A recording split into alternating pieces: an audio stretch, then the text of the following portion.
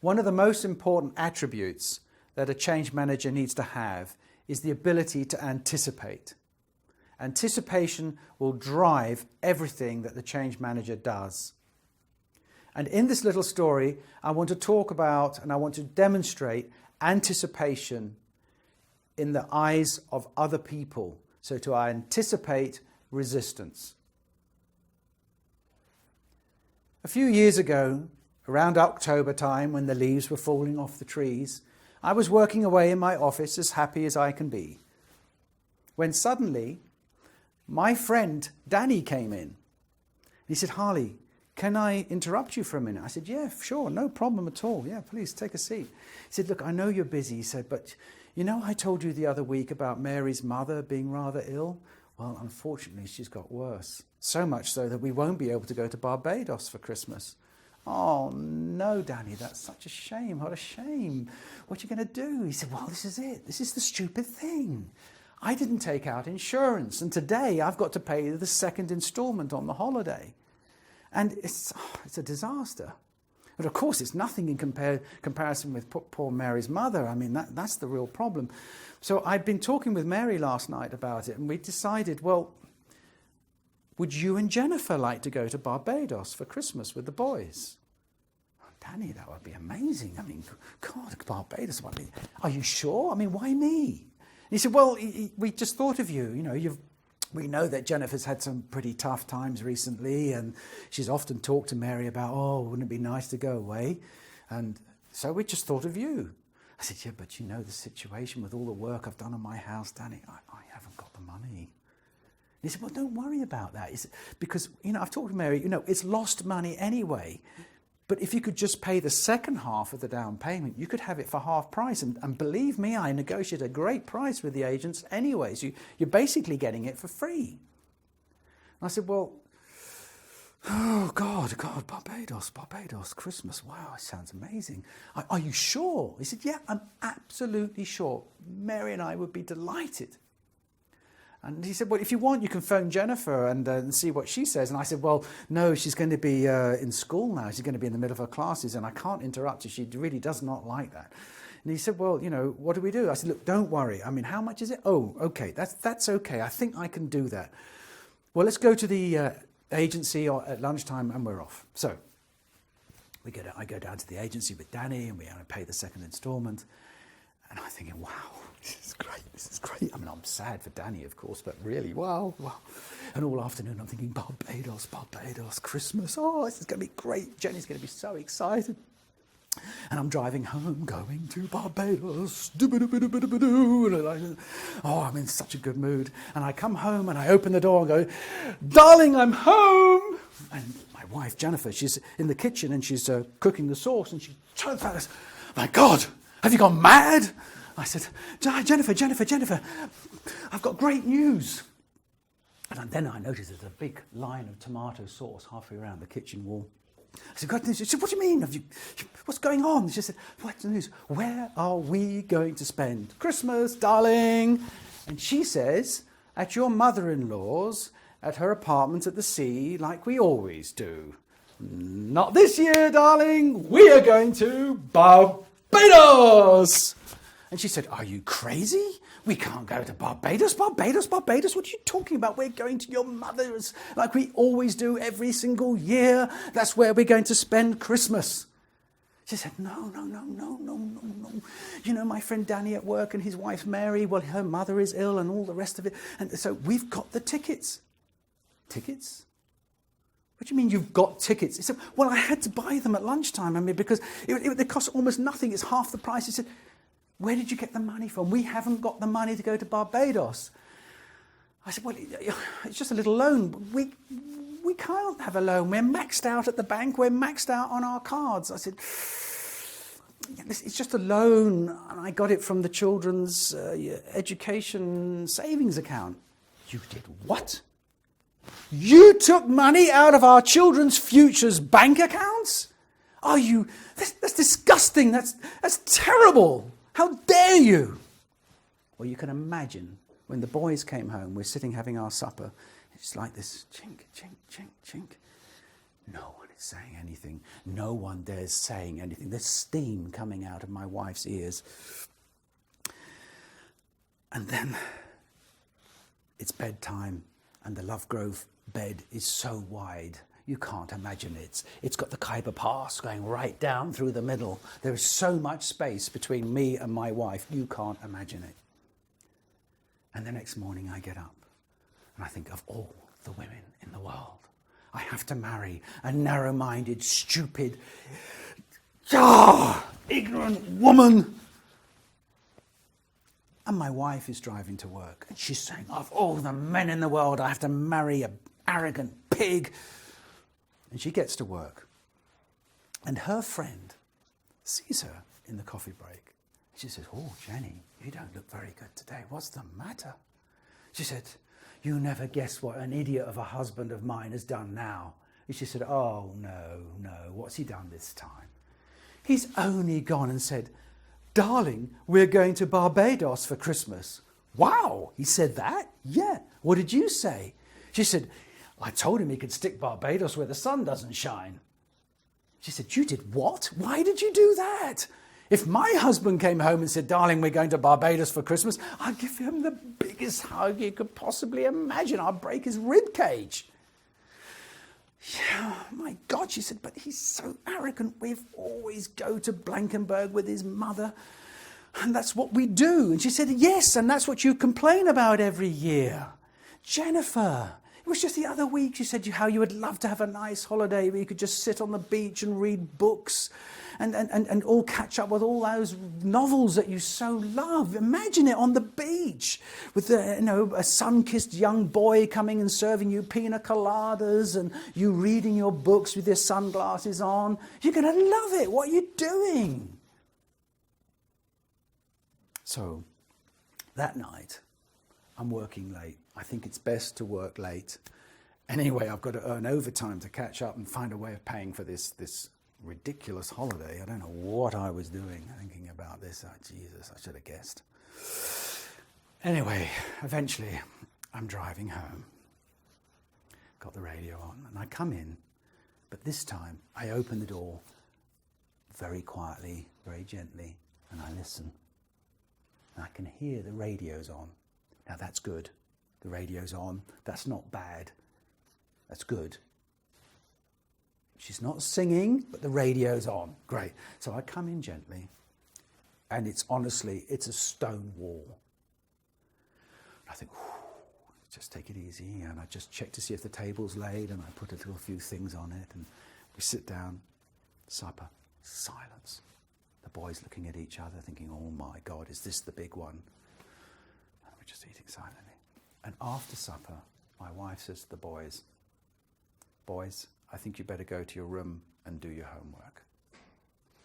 And they go off, no problem. Darling, she says to me. Darling.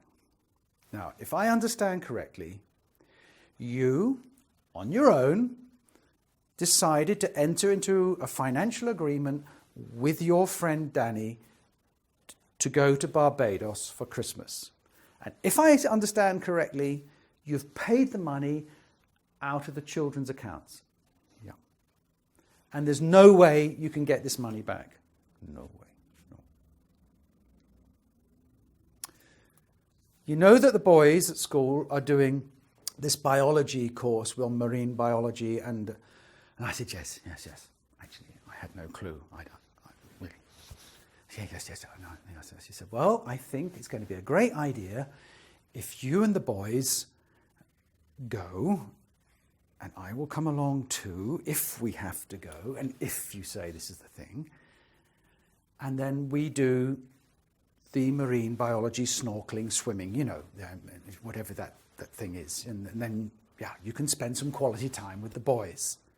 And I said, I thought, really, hang on, what's going on here? An alien has entered her body or something. I said, are you saying that you want to go snorkeling in the sea in Barbados? Is that what you're saying? I mean, my wife hates anything like that. She hates even water getting in her ears. She said, no, not me, silly. Someone's got to take responsibility. Someone has to stay on the beach with all the clothes and the belongings. No, you and the boys, you go off snorkeling and observe the nature and help them with their project. I will stay on the beach. Well, to cut a long story short, we did go to Barbados and we all had a great time. Now, what I want to show you is what's going on. You see, there's a logic, isn't there? There's a logic state that says, right, today we're here. I'm in my office, Danny comes in, he interrupts me, and he shows me a new, different possibility. That's the logic.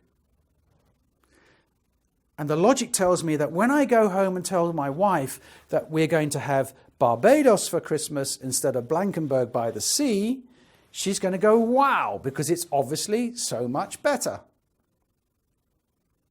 That's the logic. But in reality, it didn't work like that, did it? What was the first thing that happened when I told my wife we're going to Barbados? What did she do? Apart from spinning round and making a mess all over the kitchen wall, she was getting ready to defend herself. This is what happens. Our muscles tension when we hear the news that we are shocked about, or behaviour is different from our normal behaviour. We turn and we defend ourselves. She said, where are we going for? I said, where are we going for Christmas? And I say, Barbados. And she says, no, we're not. We're going to Blankenberg by the sea, like we do Christmas with your mother, like every year. She's in denial. It's quite interesting. If you, even on the most important information that we're likely to receive, like, for example, someone comes up to you and says, have you heard? Jonathan's died. You go, no, I don't believe it. No, it can't be. The first reaction is denial. We have the present state, which says the world with Jonathan, and a future state, a new state that we're not yet ready for, saying Jonathan's died, the world without Jonathan. And in my wife's case, every year for her, sadly, was at the seaside with her mother-in-law, where the boys got bored and they started squabbling, and it was always a little bit unpleasant, to be honest, and she suffered it for years and years and years. Why? Because I are saying that is what we must do. It's right, it's good. And she's put up with it for all those years, and suddenly I have changed the rules. So what does she do? She becomes angry. There's no way we're going to Blankenberg. There's no way in hell. And in fact, in real life, she even got further. She even said, I'm just the cook around here. I just your skivvy. My views don't count for anything. You just do what you want to do. She's angry. And then she starts to bargain. She says, well, but we always go to Blankenberg about your mother. And then in reality, she was also saying about your brother, you start discussing maybe you could do this, maybe you could do that. And you say, no, could we get the money back? No, none of that is possible. That's the bargaining phase she goes through. And when she tried bargaining, when she tried pleading or whatever, she became depressed. And we went to bed, and she was on her side, and I was on her side, and she was upset, and she's miserable. And what do we know about depression of any level is that the greatest artists of the world that ever lived have all, or most of them, have suffered from some kind of depression. And when they come out of depression, they become creative. Now, in the business context, creativity is great, but it can go in two ways. It can be creative to try and block your project at any cost, or creative to find a way of how they can, A, win back their pride, and secondly, how they can contribute. So what we saw here was when my wife opinion had been changed, and here is in that story, a great example of my wife's friend at work being the ultimate change agent by showing her, yes, but you've always wanted to do this. You wanted to read your books. You love the sea. You love the sunshine. She painted the future state, and she allowed that seed to grow in her head, that vision. All she had to do was come up with a creative way of controlling the situation. So when I came home, she was then creatively manipulating me about the boys' projects, and I would spend time with them and bonding, and she's using all of those techniques and all of the information that she has where she knows I am weak because I was clearly wrong with my strategy. And then she starts adding value that suits her about the project and about the scuba diving and being on the beach and all of those things. And it's then only when she's gone through that complete curve that she actually accepts the situation. And she probably won't admit that acceptance until, if I'm lucky, the moment she gets on the plane with the boys and me, or after the holiday, whatever. And sometimes those things will stay for 20, 30 years, your whole married life or your whole working career. Those moments will come back. Remember that time when. So that is the curve. If you remember the story, you'll understand why people are resisting. And why do we resist? It's very fundamental. We resist because we must resist. It's natural for a human being to resist. Think of it, in the very beginning of our existence, when we lived in caves, everything outside of the cave was a danger, it was a threat. And so, normally, the mothers kept an eye on the children and scanned around to see everything was okay and tried to protect them in their environment. And of course, the men would go off because they were replaceable. As long as they weren't all killed, human existence could continue. You will see this in your behavior at work. Just try it one day. Go to a standard meeting. Let's say you have a weekly meeting. It's always 10 o'clock on a Tuesday morning or whatever. Go into the room and you'll see that more likely than not, you'll always sit in the same place. Because the last time you sat in that place, nothing bad happened to you. This is natural. It's built into us. Try sitting in somebody else's place in that standard meeting. There is no sign saying, this is Harley's place, this is Barbara's place. It's just a place. Just try it and you'll see that meeting from a different perspective. So we resist change naturally. And another very good example of resisting change and why it's natural for us is children. Children, I don't know about you, but anybody of you who have children, you will find when you try and introduce new foods to them, they don't want it. And you say, it's nice, it's delicious, it's lovely. You're their parent. You say, trust me, eat it, try it. And they won't. They really won't take it. And that's normal, because obviously if they went out into the world and they tried everything they saw which looked nice, all the red berries in the garden, we'd all be extinct because they're poisonous. There's a very good reason for them resisting change. But when do children accept new food?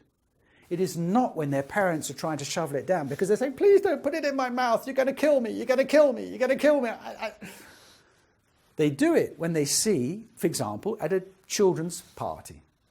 You drop your children off at a birthday party and you pick them up at the end. You say, oh, was Johnny good? Was he a good boy? Yes, Johnny was a very good boy. Did he eat his food? Yes, he ate it all. Oh, what did he have? Macaroni cheese. Ooh, but he hates cheese. No, but he ate it all and he asked for more. Why did he eat the macaroni cheese at the party? Because he saw other children, human beings that look just like him, and they're eating this stuff and they're not dying. And they're going, yummy. And he wants to join in with the others. This is the principle of resistance. When you want to make a change, a behavioral change, if you expect your company employees or your organizational colleagues to act and behave in a different way and do things differently, you need to expect this kind of resistance because it's perfectly normal. Don't get upset with them. Understand, you are the change manager. It's your job to come up with a strategy to bring it about in the most effective way. Good luck with your projects.